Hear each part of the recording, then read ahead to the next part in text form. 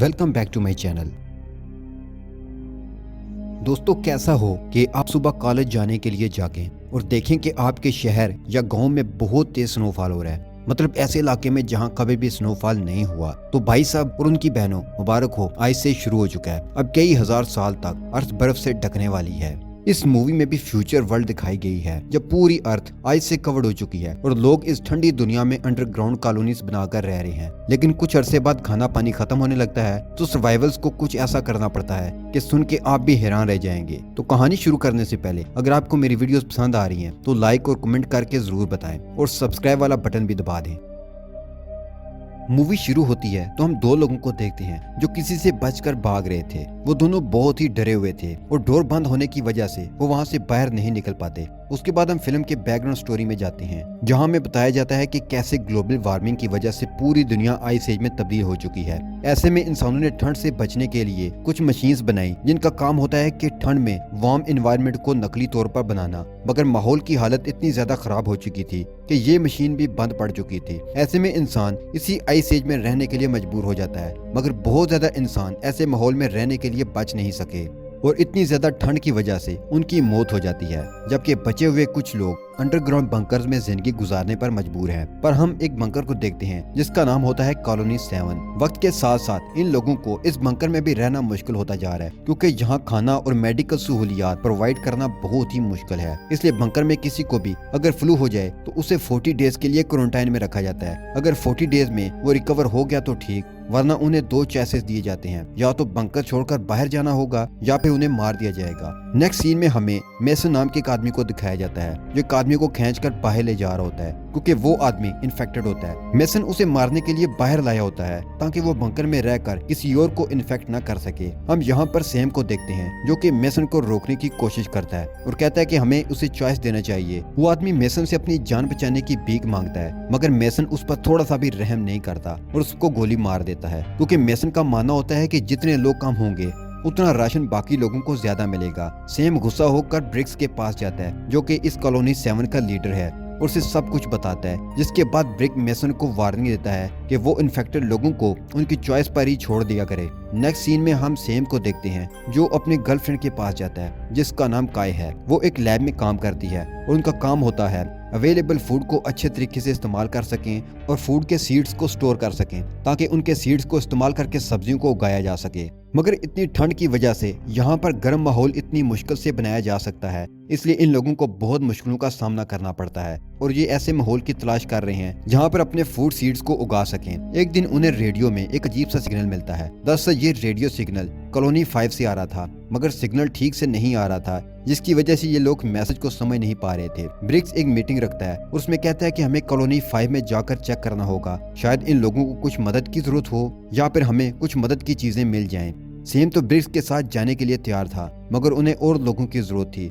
BRICS सभी से पूछता है क्या कोई हमारे साथ आना चाहता है। सभी लोगों को पता है कि बाहर जाने का मतलब है मरना, इसलिए कोई भी जाने के लिए रेडी नहीं होता। एक टीनेज लड़का जाने के लिए रेडी हो जाता है जिसका नाम ग्रेडोन है। जाने से पहले ब्रिक मेसन की जगह काय को लीडर बनाता है क्योंकि उसे मेसन पर जरा सा भी भरोसा नहीं था। फिर हम एक कपल को देखते हैं जिससे फ्लू था और वो मरने के डर से सभी से ये बात छुपा रहे थे, मगर मीटिंग में वो औरत खांस देती है जिससे वहाँ सभी को पता चल जाता है कि वो फ्लू से इन्फेक्टेड है, जिसके बाद इन दोनों को क्वारंटाइन कर दिया जाता है। उसके बाद ब्रिक, सैम और ग्रेडोन अपने सफर पर निकलते हैं। ये लोग आहिस्ता आहिस्ता आगे बढ़ रहे होते हैं और दिखाया जाता है कि पूरा शहर बर्फ से ढक चुका होता है। इस हालत में लोगों का बचना तो मुश्किल था। तीनों को किसी न किसी तरह कॉलोनी 5 तक तो जाना था। उन्हें एक कमजोर पड़ा हुआ खतरनाक पुल सा भी गुजरना पड़ता है जिससे गुजरते वक्त ब्रिक मरते मरते बचता है। वहीं आगे उन्हें एक गाड़ी दिखती है। गाड़ी के पास एक आदमी की लाश होती है। गाड़ी के अंदर एक छोटा बच्चा और उसकी माँ जमी हुई थी। इन तीनों ने गन से खुद को गोली मारकर अपनी जान ली थी। शायद हालात का मुकाबला न कर पाने की वजह से उन्हें ऐसा करना सही लगा। ब्रिक्स उनके पास से गन उठाकर ग्रेडोन को दे देता है। दूर तक चलने के बाद उन्हें एक क्रैश हेलीकॉप्टर दिखता है। उसे देखकर लगता है कि शायद ये लोगों को रेस्क्यू करने के लिए निकला था, मगर किसी वजह से ये तबाह हो गया। तीनों इस हेलीकॉप्टर में रात गुजारने का सोचते हैं। अगले दिन काफी सफर करने के बाद ये लोग कॉलोनी 5 तक पहुंच जाते हैं मगर उन्हें बर्फ पर काफी ज्यादा ब्लड दिखता है जिसे देखकर ग्रेडोन काफी घबरा जाता है। ग्रेडोन उन लोगों को बोलता है कि हमें अंदर नहीं जाना चाहिए मगर ब्रिक्स कहता है कि शायद अंदर लोग फंसे हों और उन्हें हमारी जरूरत हो। उसके बाद वो तीनों नीचे आते हैं मगर हर तरफ बहुत खामोशी थी। दूर दूर तक कोई इंसान नजर नहीं आ रहा था। हर जगह खून के निशान थे, मगर ये तीनों हिम्मत दिखाते हुए आगे बढ़ते हैं। तभी उनको दरवाजे से एक आवाज आती है। सैम जब दरवाजा चेक करता है तो वो अंदर से लॉक होता है। सैम उसे खोलने लगता है। बहुत मेहनत के बाद दरवाजा खुल जाता है। अंदर जाकर उन्हें एक आदमी दिखता है जो मरा हुआ लग रहा था, मगर जब सैम सामने से आकर उसका कंबल हटाता है तो वो इंसान बहुत डर जाता है और चिल्लाने लगता है जैसे उसने कोई डरावनी चीज देख ली हो। मगर तीनों उसे यकीन दिलाते हैं कि वो उसे कोई नुकसान नहीं पहुंचाएंगे। वो आदमी कहता है कि मैं बहुत भूखा हूँ, मुझे खाना दो, और सैम उसे खाना देता है। फिर वो आदमी उन्हें बताता है कि उन्हें कुछ दिन पहले एक कॉलोनी से खबर मिली थी। इस खबर में एक आदमी बता रहा था कि उन्होंने नीचे हीटिंग स्टेशन को ठीक कर लिया है। मशीन बर्फ पिघलाने में कामयाब हो गई है, जिससे वहाँ का माहौल पहले से काफी बेहतर हो गया है। वो आदमी आगे बताता है कि हमारे पास मिट्टी भी है और उन्हें चाहिए तो बस फूड सीड्स, ताकि वो इन सीड्स से फसल उगा सकें। वो चाहते हैं कि बाकी लोग जो जिंदा हैं वो उनके साथ जुड़ जाएं। मगर इससे पहले कि वो अपनी लोकेशन बताता, इससे पहले ही उसका सिग्नल बहुत वीक होने लगता है और ये लोग उस एड्रेस की लोकेशन को नहीं सुन पाते। डरा हुआ आदमी बोलता है कि वो बहुत सारे लोग थे, हम लोगों ने उस लोकेशन को ढूंढने में पूरी मेहनत लगा दी, मगर जो गए थे आज तक नहीं आए, और कुछ लोग हमारे लोगों का पीछा करते हुए यहाँ तक आ गए थे, जो कि अब भी इस कॉलोनी में मौजूद हैं। तभी तीनों को बहुत जोर से कुछ आवाज आती है। वो तीनों अपने साथ उस आदमी को भी ले जाना चाहते थे, मगर वो बहुत ही घबराया हुआ था। वो आदमी उन्हें निकाल कर दरवाजे को अंदर से लॉक कर देता है। ये तीनों आगे बढ़ते हुए उस आवाज का पीछा करते हैं और तभी ये कुछ ऐसा देखते हैं जिससे उनके होश उड़ जाते हैं, क्योंकि वहाँ कुछ लोग इंसानी जिस्म को काट कर उन्हें खा रहे थे। असल में ये भी इंसान ही थे, मगर खाना ना मिलने की वजह से ये आदमखोर बन चुके थे। उनके दांत भी भेड़िए जैसे तेज हो चुके थे। इससे हमें मूवी का पहला प्लॉट समझ में आता है, जिसमें दो लोग किसी चीज से डर कर भाग रहे होते हैं। वो इसी कॉलोनी के थे जो इन आदमखोरों से बचकर भाग रहे थे। अब आते हैं हाल में। ये तीनों देखकर बहुत डर चुके थे। डर के मारे गलती से ग्रेडॉन के मुंह से आवाज निकल जाता है, जिससे वो उन्हें देख लेते हैं और आदमखोर उन्हें देखते ही हमला करने लगते हैं।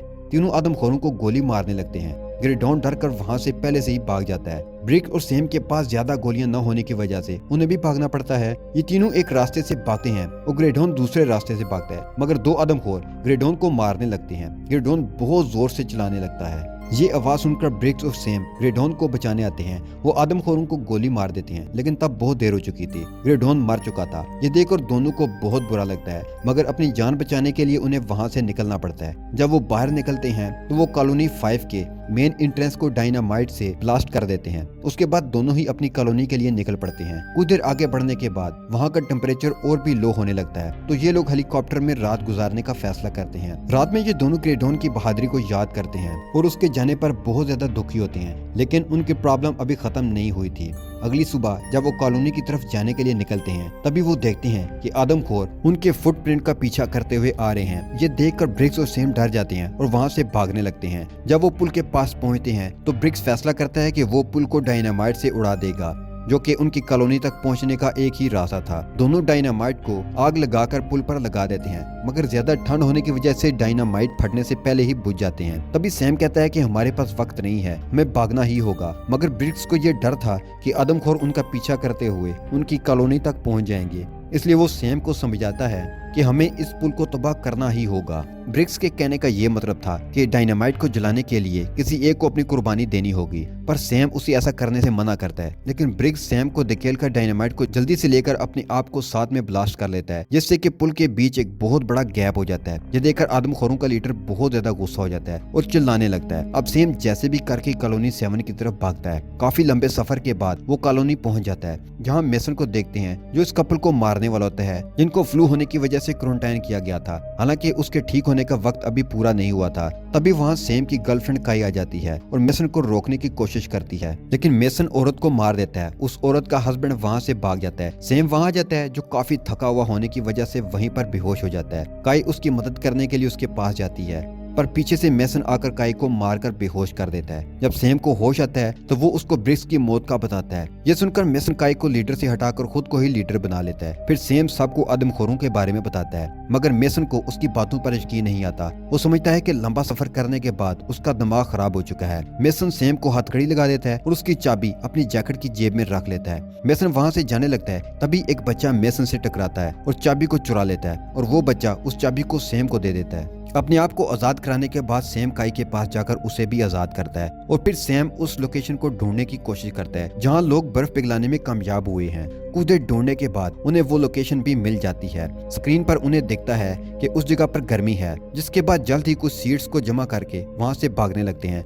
मगर बहुत देर हो चुकी थी क्योंकि आदमखोर उनकी कॉलोनी तक पहुंच चुके थे। जब मेसन सीसीटीवी कैमरा में देखता है तो उसे सैम पर भरोसा हो जाता है और वो सैम को आजाद करने का सोचता है, पर जब वो अपनी जैकेट में चाबी को नहीं पाता तो वो बहुत गुस्सा हो जाता है और सैम को ढूंढने लगता है। सैम और काई सीड्स चुरा कर भागने की तैयारी कर रहे थे, तभी वहां पर मेसन आ जाता है और सैम पर इल्जाम लगाने लगता है कि ये सब कुछ उसी की वजह से हुआ है, मगर उनके पास बहस का वक्त नहीं था।